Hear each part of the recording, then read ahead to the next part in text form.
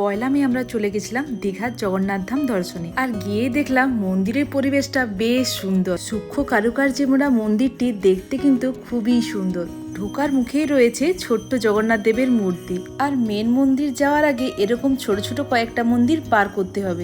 যাওয়ার সময় দেখলাম এখানে স্বয়ং নারায়ণ দেব শেষনাগের উপর শুয়ে আছেন। এরপর আসি মন্দিরের খোলার টাইমিং নিয়ে। মন্দির খোলা থাকছে সকাল 6টা থেকে দুপুর 1টা পর্যন্ত, আর বিকেল 3টে থেকে রাত 9টা পর্যন্ত। আর দর্শন হতে পারছি না, এখান থেকে দেখা যাচ্ছে জগন্নাথ দেব, বলরাম, সুভদ্রার মূর্তি এখানে দেখতে পাচ্ছে। কখন হচ্ছে ওখানে যাব। আর এখানে স্তম্ভ দেখতেছি, এটার নাম হচ্ছে গরুর স্তম্ভ। চলো যাই। গরুর স্তম্ভকে প্রণাম করে এগিয়ে চললাম জগন্নাথ দেবের দর্শনে। অবশেষে জগন্নাথ দেবের দর্শন পেলাম।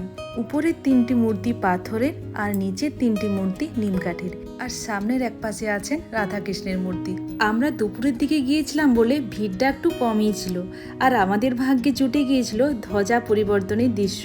দীঘার জগন্নাথ মন্দির সংক্রান্ত ব্লগটা শীঘ্রই আসছে আমার চ্যানেলে, সেখানে আমরা পুরো ডিটেলসে শেয়ার করেছি।